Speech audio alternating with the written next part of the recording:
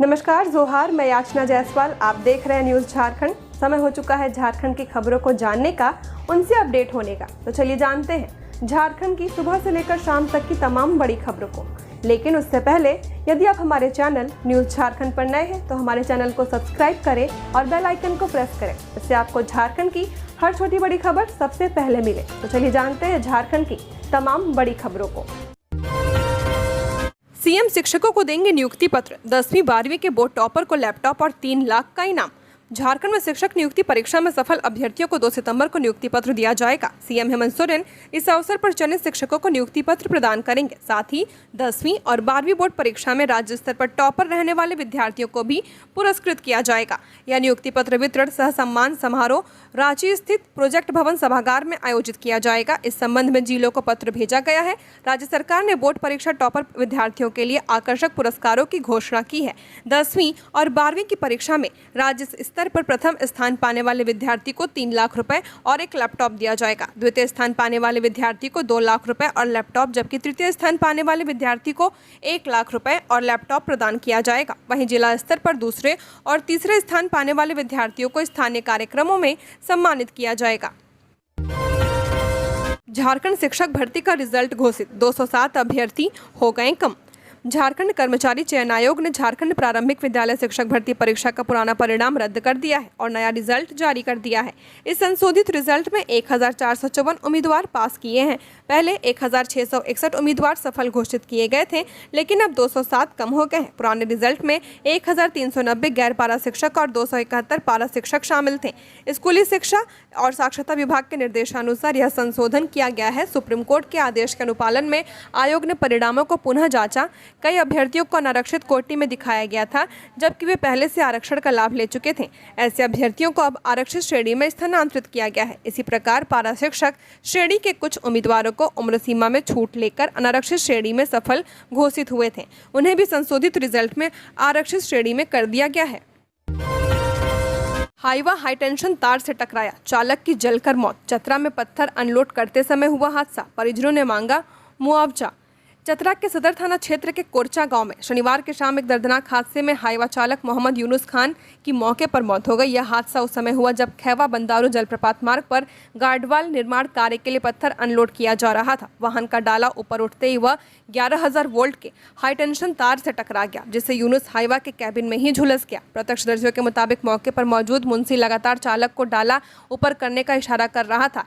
यूनुस जैसे ही डाला ऊपर उठाने लगे, डाला तार से सट गया और करंट फैल गया। तेज झटका लगते यूनुस की मौके पर मौत हो गई। हादसे में हाईवा वाहन को भी काफी नुकसान हुआ है। यूनुस संघरी गांव के रहने वाले थे और वाहन मालिक ऋषु सिंह के यहां काम करते थे। घटना की सूचना मिलते ही वाहन मालिक ने यूनुस के परिजनों को खबर दी। थोड़ी देर में सदर थाना पुलिस मौके पर पहुंची और शव को अपने कब्जे में लेकर पोस्टमार्टम के लिए भेज दिया। मौके पर पहुंचे परिजनों का रो रो कर बुरा हाल था। गाँव के लोग भी बड़ी संख्या में पहुंच गए। शव देखते ही गाँव में मातम छा गया।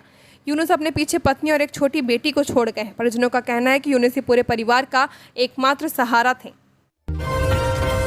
फर्जी डॉक्टर के ऑपरेशन से महिला की मौत। पलामू में परिजनों ने शव रखकर किया सड़क जाम। विधायक ने की कार्रवाई की मांग।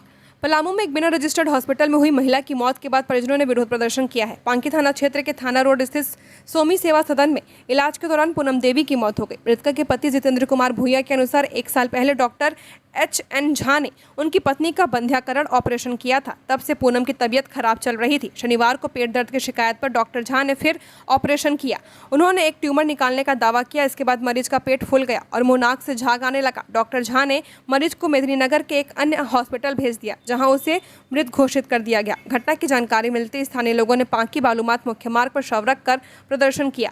मौके पर पहुंचे पांकी विधायक डॉक्टर शशि भूषण मेहता ने फर्जी हॉस्पिटल के खिलाफ FIR की मांग की है। Civil surgeon doctor Anil Kumar Shrivastava ने बताया कि रजिस्टर्ड डॉक्टरों की सूची जारी कर दी गई है। अवैध हॉस्पिटल सील किए जाएंगे। कार्रवाई के आश्वासन के बाद जाम हटाया गया। मृतका का शव पोस्टमार्टम के लिए NMCH भेजा गया है। डॉक्टर HN झा हॉस्पिटल बंद कर फरार हो गया है।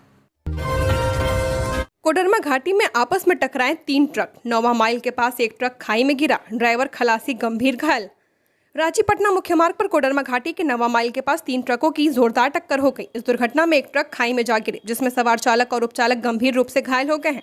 हादसे की सूचना पर कोडरमा पुलिस पीसीआर वैन मौके पर पहुंची और दोनों घायलों को खाई से निकालकर अस्पताल पहुंचाया गया, जहां उनका इलाज चल रहा है। घायल उपचालक मोहम्मद कासिम ने बताया कि वे कोलकाता के बख्तियारपुर जा रहे थे। ट्रक में दाल लदी हुई थी। घाटी की ढलान पर आगे चल रही ट्रक के सामने अचानक एक अन्य ट्रक आ गई, जिससे पहले ट्रक ने अचानक ब्रेक मारी और वह सामने से टकरा गई। पीछे चल रही उनकी ट्रक भी अचानक ब्रेक लगाने से बेकाबू हो गई और टक्कर के बाद खाई में जा गिर गई। इस हादसे में अन्य 2 ट्रकों के चालकों और उपचालकों को मामूली चोटें आई हैं। बालूघाटों की नीलामी पर बड़ा फैसला। झारखंड में अब 5 सालों के लिए मिलेगी लीज।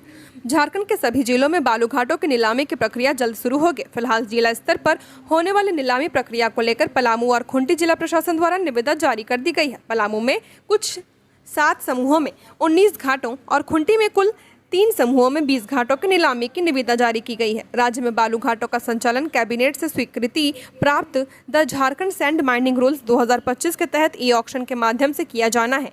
नए नियम के तहत खनन कार्य चालू होने के दिन से 5 सालों तक बालू घाटों के लिए अवधि दी जाएगी। झारखंड राज्य में किसी भी व्यक्ति को 1000 हेक्टेयर से ज्यादा क्षेत्र के लिए बालू खनन का पट्टा नहीं दिया जाएगा। यह नियम संबंधित जिले की जिला सर्वेक्षण रिपोर्ट में उल्लिखित सभी बालू वाली भूमि एवं नदी धाराओं पर लागू होगा। प्रत्येक खनिज और प्रत्येक जिले के लिए सर्वेक्षण रिपोर्ट सर्वोच्च न्यायालय के निर्णय के अनुसार गठित समिति द्वारा तैयार की जाएगी। सितंबर के पहले पखवाड़े तक नीलामी प्रक्रिया पूरी करने का निर्देश बीते 20 अगस्त को मुख्य सचिव अलका तिवारी ने बैठक कर सभी उपायुक्तों को सितंबर के पहले पखवाड़े तक राज्य के तमाम व्यावसायिक बालू घाटों की नीलामी की प्रक्रिया पूरी करने का निर्देश दिया था। 15 अक्टूबर के बाद से बालू घाटों से खनन पर ग्रीन ट्रिब्यूनल का प्रतिबंध खत्म होगा। ऐसे में घाटों को नीलामी पूरी होने से राज्य में बालू की किल्लत नहीं होगी। इस बार बालू घाट या बालू घाटों के समूह जिसे एक इकाई बालू घाट मानते हैं हुए नीलामी की जाएगी। झारखंड में फिर लौटे बादल। अगले 5 दिन बारिश। उत्तर दक्षिण हिस्सों में तेज बारिश के आसार। रांची पर मानसून मेहरबान। नमी बनी रहेगी।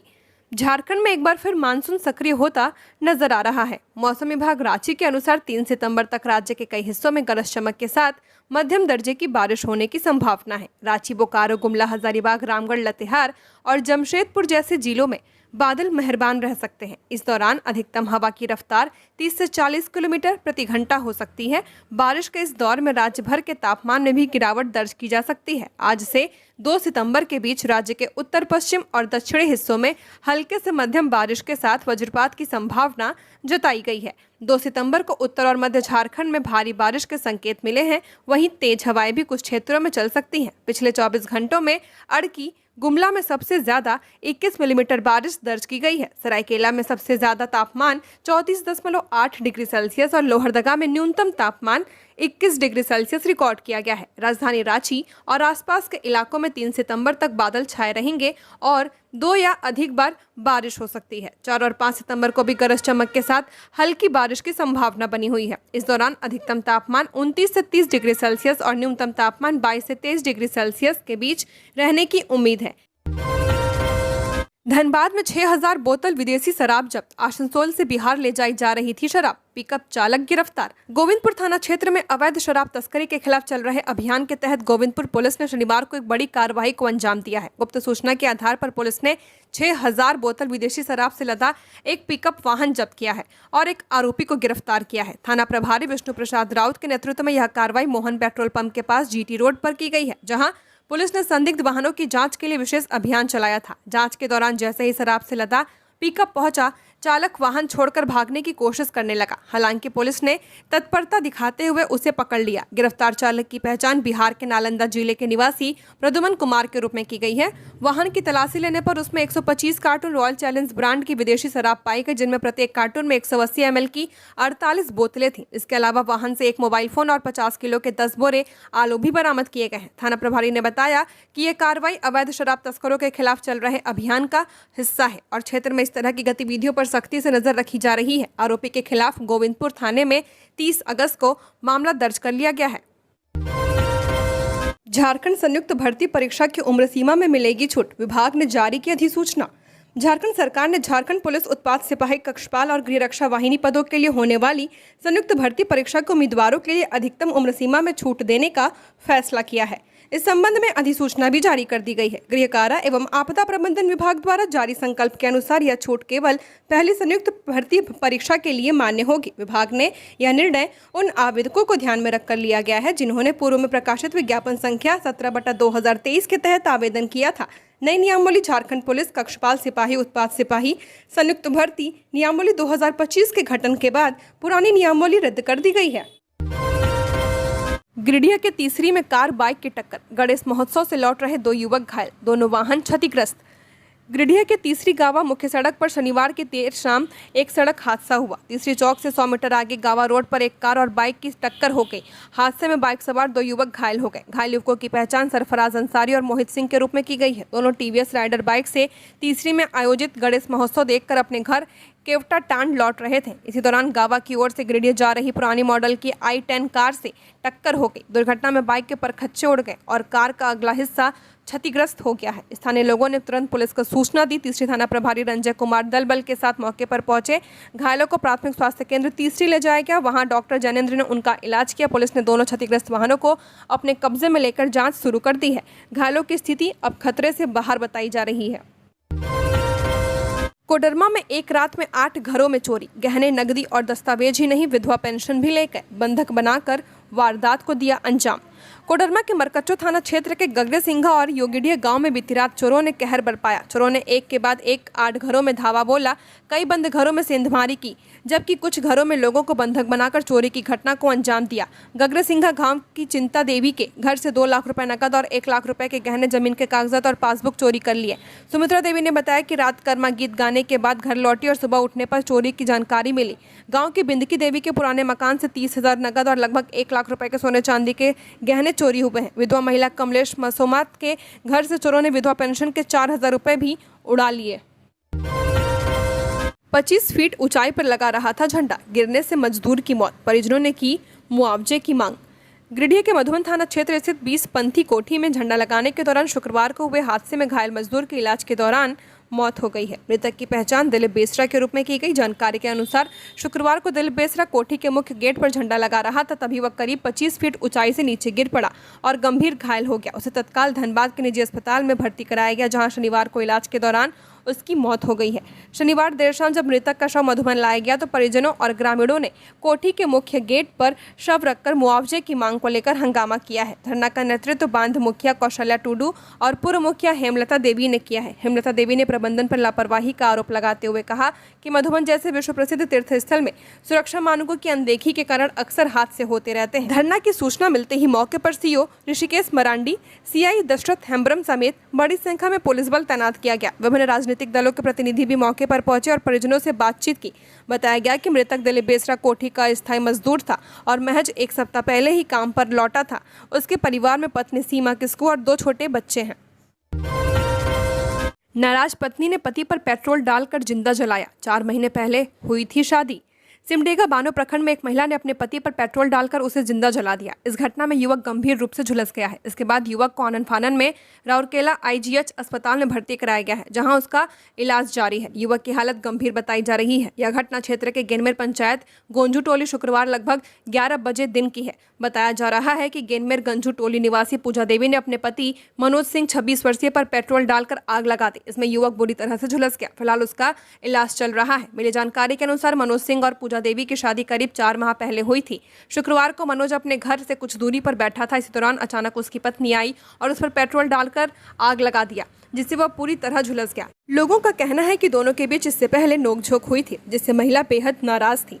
हालांकि अभी तक ये साफ नहीं हो पाया कि महिला ने अपने पति को क्यों जलाया है। महिला के पति को जलाने के बाद मौके पर ग्रामीणों के सहयोग से आग बुझाई गई और आनन फानन में इलाज के लिए IGH अस्पताल ले जाया गया, जहां उसका इलाज चल रहा है, लेकिन हालत गंभीर बताई जा रही है। कोडरमा के होटल में मृत मिला युवक, चारपाई पर गिरा मिला था मृतक, शरीर पर जख्म के निशान, पंखे का टूटा तार, बढ़ा रहा संदेह। सतगावा थाना क्षेत्र के कटाया ढाब निवासी एक युवक की संदिग्ध स्थिति में मौत हो गई है। मृतक की पहचान 35 वर्षीय इंद्रदेव यादव पिता कैलाश यादव के रूप में की गई है। वह पेशे से राजमिस्त्री था। इन दिनों पोखरडिया मोड़ स्थित एक होटल में काम कर रहा था। शनिवार को होटल में भोजन करने के बाद उसकी अचानक मौत हो गई। पुलिस को करंट लगने का संदेह है। हालांकि पोस्टमार्टम रिपोर्ट का इंतजार किया जा रहा है। मिली जानकारी के अनुसार शनिवार को इंद्रदेव यादव पूजा होटल में खाना खाकर सोया था। खाना खाने के बाद जैसे ही वह होटल से बाहर निकला, पास में रखी चारपाई पर गिर गया। होटल कर्मियों ने जब उसे देखा तो वह अचेत अवस्था में पड़ा था। पास जाकर देखने पर वह मृत पाया गया। इसके बाद तत्काल घटना की सूचना सतगावा थाना को दी गई। सूचना मिलते ही थाना प्रभारी सौरभ शर्मा पुलिस बल के साथ मौके पर पहुंचे। प्रारंभिक जांच में मृतक के दाहिने हाथ की कोहनी और पेट पर जख्म के निशान पाए गए हैं। वहीं घटनास्थल पर लगे पंखे का तार टूटा हुआ मिला है, जिससे यह संदेह गहराया कि युवक की मौत करंट लगने से हुई है। हायर एजुकेशन में सुधार की पहल, मिलेगा 1 से 8 लाख तक का पुरस्कार। झारखंड सरकार ने हायर एजुकेशन में सुधार के लिए पुरस्कार योजना तैयार किया है। योजना के तहत क्वालिटी ऑफ एजुकेशन के लिए 9 तरह के पुरस्कार देने की शुरुआत की गई है। उच्च शिक्षा विभाग ने इससे संबंधित आदेश जारी कर दिया है। योजना का नाम झारखंड राज्य उच्चतर शिक्षा पुरस्कार योजना रखा गया है। उच्च शिक्षा विभाग द्वारा जारी आदेश के मुताबिक अलग अलग कैटेगरी में 9 तरह के पुरस्कार दिए जाएंगे। पुरस्कार की राशि 1 से 8 लाख रुपए होगी। उच्च शिक्षा के क्षेत्र में सराहनीय कार्य करने वाले शिक्षकों, छात्रों, प्रशासकों एवं संस्थानों को सम्मानित करने के उद्देश्य से योजना लागू की गई है। राज्यपाल संतोष गंगवार केंद्रीय मंत्री संजय सेठ के आवास पर आयोजित गणेश पूजन उत्सव में सम्मिलित हुए। माननीय राज्यपाल संतोष कुमार गंगवार आज केंद्रीय रक्षा राज्य मंत्री संजय सेठ के आवास पर जाकर वहां आयोजित गणेश पूजन उत्सव में सम्मिलित हुए। इस अवसर पर राज्यपाल महोदय ने विघ्नहर्ता गणेश जी का आशीर्वाद प्राप्त किया और राज्यवासियों के सुख, शांति एवं समृद्धि की कामना की है। सीजीएल पेपर लीक मामले में नया मोड़, सीआईडी बोली पेपर लीक नहीं सिर्फ ठगी हुई।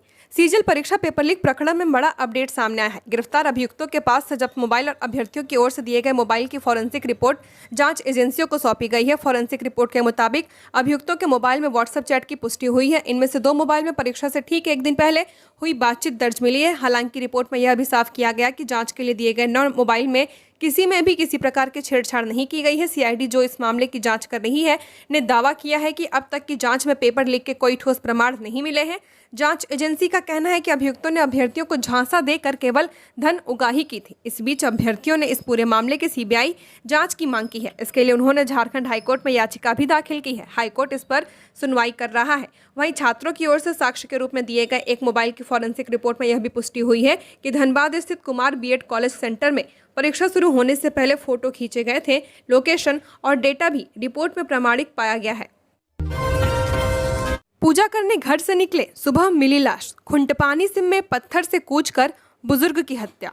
पश्चिमी सिंहभूम जिले के खुंटपानी प्रखंड के दोपाई गांव में एक बुजुर्ग व्यक्ति की पत्थर से कूचकर हत्या करने का मामला सामने आया है। मृतक की पहचान गांव के ही मांगता तियू 64 वर्षीय के रूप में की गई है। घटना की सूचना पाकर पांड्राशाली ओपी पुलिस मौके पर पहुंची और मामले की जानकारी ली। पुलिस ने शव को कब्जे में लेकर पोस्टमार्टम के लिए चाईबासा भेज दिया है। पुलिस मामले की छानबीन कर रही है। दोपाई गांव के ग्रामीणों से मिली जानकारी के अनुसार मांगता तियू रोजाना की तरह कल शनिवार की रात भी अपने घर के पास बैठा हुआ था। इस दौरान कहीं पूजा करने की बात कहकर वह घर से निकला, लेकिन फिर वापस घर नहीं लौटा। रविवार की सुबह बकरी चराने गए कुछ लोगों की नजर गांव के पास सड़क पर बने आरसीसी पुलिया पर पड़ी, जहां पुलिया के नीचे मांगता की लाश पड़ी मिली थी। शव को देखने से प्रतीत होता था कि पत्थर से कूचकर बुजुर्ग की हत्या की गई है। ग्रामीणों ने शव की पहचान की और फिर पूरे मामले की जानकारी पांड्रासाली ओपी पुलिस को दी। रांची के 19 बालू घाटों का टेंडर अगले माह ई ऑक्शन से होगा चयन। रांची जिले के 19 बालू घाटों का टेंडर अगले माह फाइनल किया जाएगा। प्रशासन ने नई नियमावली के तहत टेंडर जारी कर दिया है। इस बार पूरी प्रक्रिया ऑनलाइन होगी। सभी घाटों की नीलामी ई ऑक्शन के माध्यम से की जाएगी और सबसे ज्यादा बोली लगाने वाले को संबंधित घाट का ठेका दिया जाएगा। निर्धारित कागजात जमा कर ऑनलाइन आवेदन करना अनिवार्य होगा। बालू की सरकारी दर 12 रुपए 80 पैसे प्रति सीएफटी तय की गई है। प्रत्येक घाट का रिजर्व प्राइस बालू की उपलब्धता के आधार पर निर्धारित होगा। ठेका मिलने के बाद ठेकेदार सीधे घाटों से बालू की बिक्री कर सकेंगे। डीसी के निर्देश पर सहायक खनन पदाधिकारी ने टेंडर प्रक्रिया शुरू कर दी है। इससे जिले में बालू की उपलब्धता और आपूर्ति व्यवस्था को नियमित करने में मदद मिलेगी। नशे की हालत में नहाने के लिए डैम में कूदा शख्स, डूबने से दूसरे दिन तैरती मिली लाश।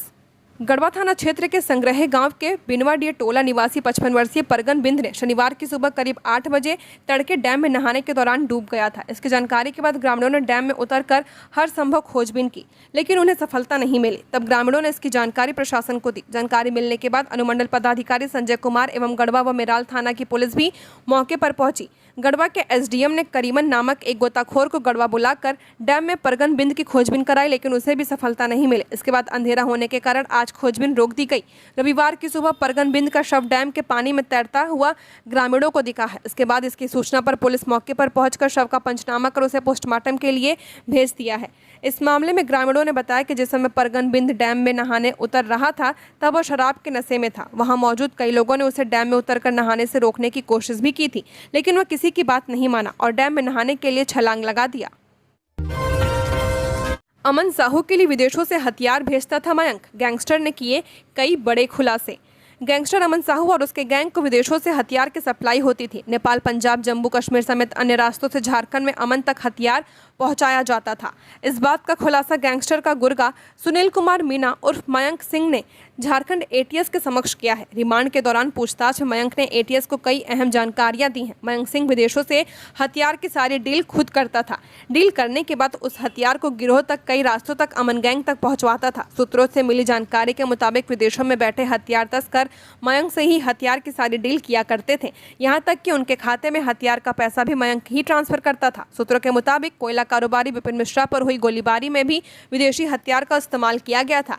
एटीएस की टीम विदेशी तस्करों के नामों की भी जानकारी मिली है। एटीएस उसका सत्यापन भी कर रही है। पूछताछ में मयंक ने कई कांडों में अपनी संलिप्तता स्वीकार की है। बी सुदर्शन रेड्डी के झारखंड दौरे पर अमर बावरी ने उठाया सवाल। इंडी गठबंधन बस तुष्टीकरण और वोट बैंक की राजनीति करती है। पूर्व नेता प्रतिपक्ष अमर कुमार बावरी ने इंडी अलायंस के उपराष्ट्रपति पद के उम्मीदवार बी सुदर्शन रेड्डी के बयान पर सवाल खड़े किए हैं। अमर बावरी ने बी सुदर्शन रेड्डी पर जवाबी हमला करते हुए कहा कि इंडी गठबंधन के उपराष्ट्रपति पद के उम्मीदवार नक्सलियों के समर्थक एवं पूर्व न्यायाधीश ने जिस तरह से झारखंड के मुख्यमंत्री हेमंत सोरेन की गिरफ्तारी पर वर्तमान की केंद्र सरकार पर सवाल खड़े किए हैं, यह इंडी गठबंधन के तुष्टीकरण और वोट बैंक की राजनीति को दर्शाता है। पूर्व नेता प्रतिपक्ष ने इंडी गठबंधन के उपराष्ट्रपति के उम्मीदवार के बयान पर अपनी प्रतिक्रिया देते हुए कहा कि झारखंड के मुख्यमंत्री हेमंत सोरेन की गिरफ्तारी किसी सरकार के कहने पर नहीं हुई है, बल्कि उनकी गिरफ्तारी न्यायपालिका के आदेश पर हुई है। वहीं उनकी जमानत भी न्यायपालिका के आदेश पर ही हुई है। उन्होंने बी सुदर्शन रेड्डी को आड़े हाथों लेते हुए कहा कि इंडी गठबंधन के उपराष्ट्रपति पद के उम्मीदवार जिस तरह से झारखंड में बयानबाजी कर रहे हैं, उससे साफ लगता है कि इनका भारत के संविधान पर विश्वास ही नहीं है। जंगल में ड्रोन कैमरे से तलाशी के भी प्रशासन के हाथ खाली। तीसरे दिन नहीं मिला लैब तकनीशियन का सुराग। बोकारो में 27 अगस्त की सुबह ड्यूटी जाने के लिए अपने सेक्टर 6B स्थित आवास से निकले लैब तकनीशियन संतोष कुमार का तीसरे दिन भी पुलिस को सुराग नहीं मिल सका है। शनिवार को सेक्टर 6 कब्रिस्तान से लेकर सेक्टर 11 के जंगल में पुलिस चप्पे चप्पे को खंगाली। ड्रोन कैमरे की भी पुलिस ने मदद ली। 4 घंटे इस जंगल के ऊपर ड्रोन कैमरा घुमा, लेकिन कोई सुराग नहीं मिला। सेक्टर 6 से लेकर सेक्टर 11 के हर संभावित ठिकानों पर तलाशी के बाद भी नतीजा शून्य रहने पर पुलिस अब दूसरे बिंदु पर भी जाँच को आगे बढ़ाने की योजना बना रही है। रांची में नाबालिग ने रिश्तेदार पर लगाया यौन शोषण का आरोप। दिल्ली पुलिस ने दर्ज की 0 एफआईआर। अरगोड़ा इलाके में रहने वाली एक 13 वर्षीय नाबालिग ने अपने मुंह बोले बुआ और फूफा पर यौन शोषण और शारीरिक उत्पीड़न का गंभीर आरोप लगाया है। इस मामले में दिल्ली पुलिस ने 0 एफआईआर दर्ज कर जांच के लिए इसे रांची के अरगोड़ा थाने को स्थानांतरित कर दिया है। दिल्ली पुलिस के अनुसार नाबालिग ने साउथ दिल्ली थाने में अपने रिश्तेदारों के खिलाफ शिकायत दर्ज कराई है, जो कि घटना स्थल रांची का अरगोड़ा थाना क्षेत्र है और आरोपी भी यहीं रहते हैं। इसलिए दिल्ली पुलिस ने 0 एफआईआर दर्ज कर मामले को रांची पुलिस को सौंप दिया है। अरगोड़ा थाना प्रभारी ब्रह्मदेव प्रसाद ने बताया कि 0 एफआईआर के आधार पर रांची पुलिस ने भी मामला दर्ज कर लिया है और जांच शुरू कर दी गई है। नाबालिग ने अपनी शिकायत में बताया कि वह मूल रूप से झारखंड के लतेहार की रहने वाली है। साल 2022 में उसके माता पिता ने उसे पढ़ाई के लिए रांची में रहने वाले मुंह बोले बुआ और फूफा के पास भेजा था। रांची पहुंचने के बाद आरोपियों ने उसका स्कूल में दाखिला तो कराया, लेकिन मात्र 1 सप्ताह बाद ही उसे घर के सारे काम करने के लिए मजबूर किया जाने लगा। काम न करने पर उसके साथ मारपीट की जाती थी। नाबालिग ने यह भी आरोप लगाया कि उसके मुंह बोले फूफा ने 2022 से फरवरी 2025 तक उसके साथ लगातार यौन शोषण किया है। चुप रहने के लिए उसे 50,000 रुपए भी दिए गए। मार्च 2025 में पीड़िता अपने मौसी के पास दिल्ली पहुंची और उन्हें अपनी आपबीती सुनाई, जिसके बाद साउथ दिल्ली थाने में एफआईआर दर्ज की गई है। नाबालिग ने जिस व्यक्ति पर यौन शोषण का आरोप लगाया है वह रांची के हरमो हाउसिंग कॉलोनी में रहता है और केंद्र सरकार के एक दफ्तर में वरिष्ठ अधिकारी के पद पर कार्यरत है। इस गंभीर मामले ने इलाके में सनसनी फैला दी है। रांची के बेटे को गूगल में 2 करोड़ का पैकेज, शिवम के पास कंप्यूटर साइंस ब्रांच में मास्टर्स। रांची के शिवम राज आज गूगल में सॉफ्टवेयर इंजीनियर के रूप में काम कर रहे हैं और उन्हें 2 करोड़ रुपए सालाना का पैकेज मिला है, लेकिन उनकी असफलता इतनी आसान नहीं थी। देश के प्रमुख इंजीनियरिंग कॉलेजों में दाखिले के लिए न्यूनतम 75% अंक की शर्त होती है, जबकि शिवम को 12वीं में केवल 74% अंक मिले थे। इस 1% की कमी ने उनके सपनों को रोकने की कोशिश की, लेकिन उन्होंने हार नहीं मानी। शिवम ने 1 साल का ड्रॉप लेकर दोबारा 12वीं की परीक्षा दी और इस बार 86% अंक हासिल किए। इसके साथ ही उन्होंने जेईई मेन और जेईई एडवांस दोनों परीक्षाओं में सफलता पाई है। शिवम मूल रूप से गुमला के कामडारा प्रखंड के सालेगुट्टू गांव का रहने वाला है और फिलहाल रांची के अरगोड़ा में रहता है और उनके पिता प्रोफेसर राजकुमार ओहदार NIAMT रांची में प्रोफेसर हैं, जबकि मां डॉक्टर अर्चना कुमारी मरवाड़ी कॉलेज में सहायक प्राध्यापक हैं। शिवम की स्कूली शिक्षा JVM श्यामली से हुई है। इसके बाद उन्होंने 2021 में BIT मिश्रा से कंप्यूटर साइंस में B.Tech पूरा किया। कॉलेज प्लेसमेंट के दौरान ही उन्हें 52 लाख रुपए सालाना का पैकेज मिला था, जो उनके करियर की एक बड़ी शुरुआत थी। ये थी झारखंड की टॉप बड़ी खबरें। ऐसे ही झारखंड की हर छोटी बड़ी खबरों को जानने के लिए हमारे चैनल न्यूज़ झारखंड को सब्सक्राइब करें। धन्यवाद।